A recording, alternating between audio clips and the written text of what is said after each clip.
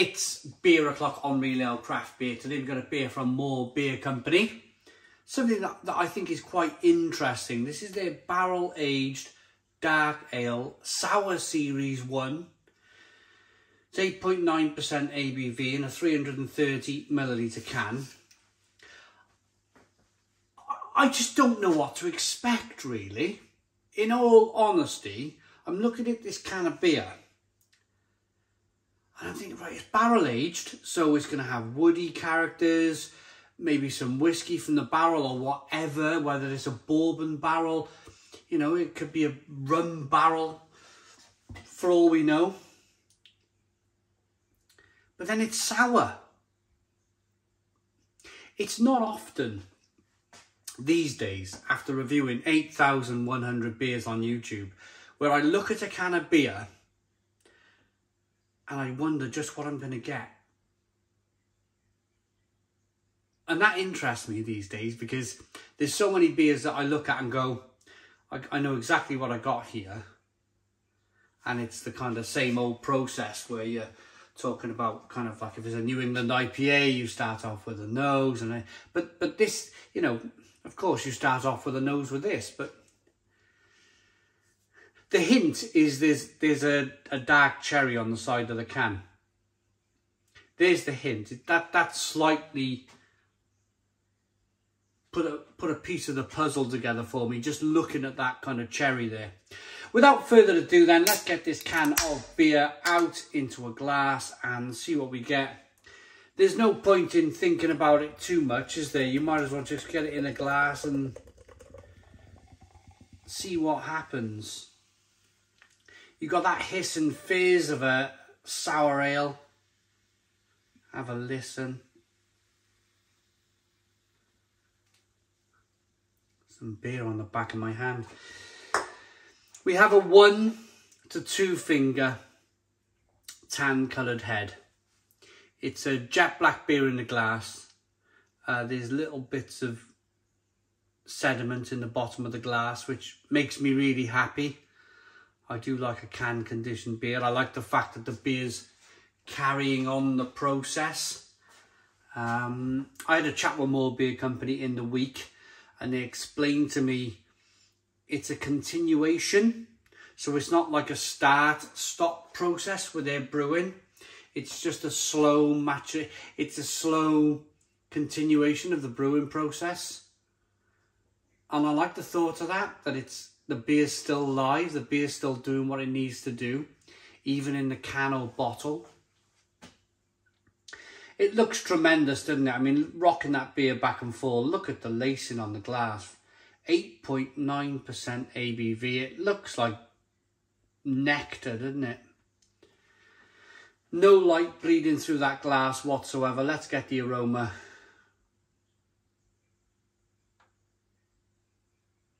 Now then, yeah, it's still throwing me.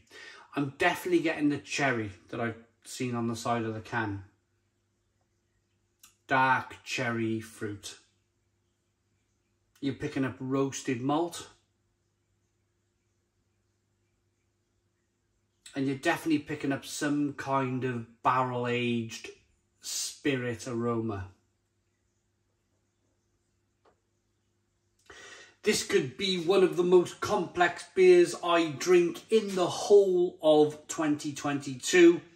Let's get into it then. Cheers, everybody.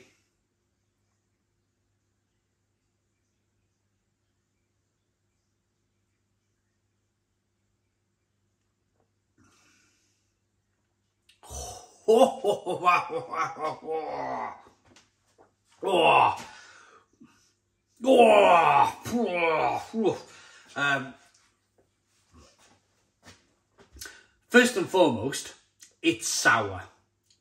Definitely sour. That's exactly what I was expecting from Moor Beer Company. There's a lot of breweries out there now, they're writing sour on the can and the beer's not even sour. It's like, what on earth are you talking about? Why would you write sour on the can and it's not sour? Why don't you just call it a fruit smoothie beer? The reason why I had that big reaction all over my face just now is because the beer, bam, bish, bash, bosh, that is sour.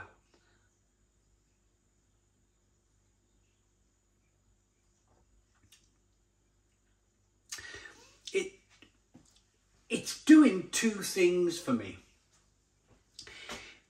It's tasting like some kind of Cherry Creek, Imperial Cherry Creek that's been left in oak for months, if not years.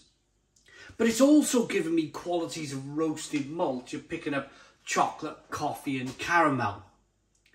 This is a right head, I won't swear, a head bender of a beer. It really is. I think if you're new to craft beer, I would probably say to steer clear. Unless you like your sours, your really sour beer. Unless you like your imperial stouts, your barrel-aged imperial stouts. And you're still new to beer and you want to give it a go, give it a go. But I think this is more... I mean, I've drunk 8,100 beers and I'm slightly struggling with this. I've got to be honest with you. There's no point in beating about the bush. There's no point in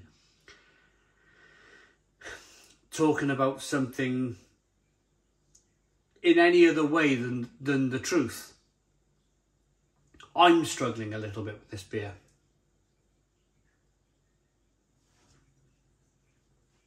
Because it's so complex. It's so complex. I haven't even talked about the rich, creamy mouthfeel yet. Lovely, creamy, rich mouthfeel. Little bit of carbonation pushes the beer on the inside of the mouth. I tell you what's going on right now is as I'm drinking the beer's sliding down the throat into the pit of the stomach there. And I feel this warming sensation from the beer, warming me from the inside out. It's luscious. It's got a real kind of luxury feel about it.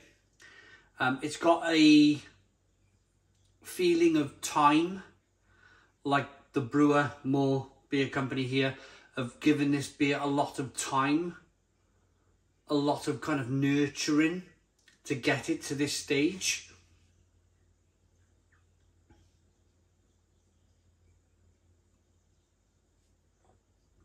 Whoa. Have a look at the beer. I was just looking at it then. Let me rock this beer back and forth. Look at the way the carbonation chases that head up the glass. Look at the way you've got that lacing on the glass and the way the lacing in the head recreates itself. It's just wonderful. Wonderful. Hints of wood, hints of vanilla, hints of pipe tobacco smoke. I could talk about this beer I could pull flavours from this beer for the next 20 minutes. Subtle flavours.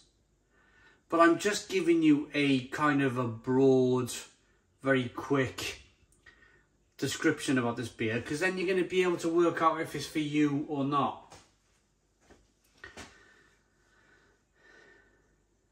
Moor Beer Company are all about producing styles of beer. Like the next beer I've got from Moor is a wee heavy. They're all about producing styles of beer, classic styles of beer. And bringing the strong points. You know, just producing, say Moor Brewing Company's best bitter. It's not a bog standard best bitter. It's a best bitter of the highest quality. Their stouts and porters are of the highest quality. They brew traditional styles of beer, but they put 100% of their energy into those traditional styles of beer. Of course, this is a kind of experimental series. It's not traditional at all. But it just shows the uniqueness of this brewery. The fact that, you know, I'm so pleased they're not throwing mango concentrate in their beer. I really am. everybody else is throwing mango concentrate in their beer in 2022, and I just find it absurd. I find it, I'm not enjoying this phase of the beer world where everybody's throwing mango concentrate and fruit concentrates into their beer. It's like just, I mean, I know this has got cherry, but I can tell this has got, like, what do they call them? Is it a Modelo cherry? It's got a proper kind of cherry in this. It's not like fake juices. Anyway, I should rate this beer, shouldn't I? I should rate this beer. It's tremendous. It's a head bender.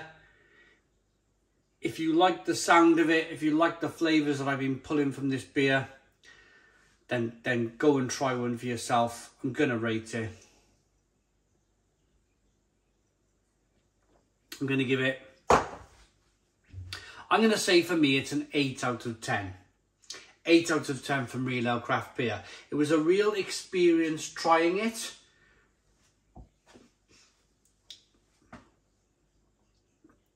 And I'm glad I have. Would I buy it again? I would buy it again if I was going like to a bloggers conference or something like that, where I wanted to kind of like, you know, share a beer like this, a complex beer like this with another blogger, with somebody who's been drinking as much beer that I have, and you know, you can sit and talk about this beer for, you know, a good half an hour, chat about the complexities and everything else involved in this beer. Would I buy a can and sit and drink it on my own? Probably not. Probably not. But yeah, 8 out of 10. I hope you liked the video. Please put your comments in the comments box. Subscribe to our daily beer and food reviews. Give us a big fat thumbs up. Boom. Cheers.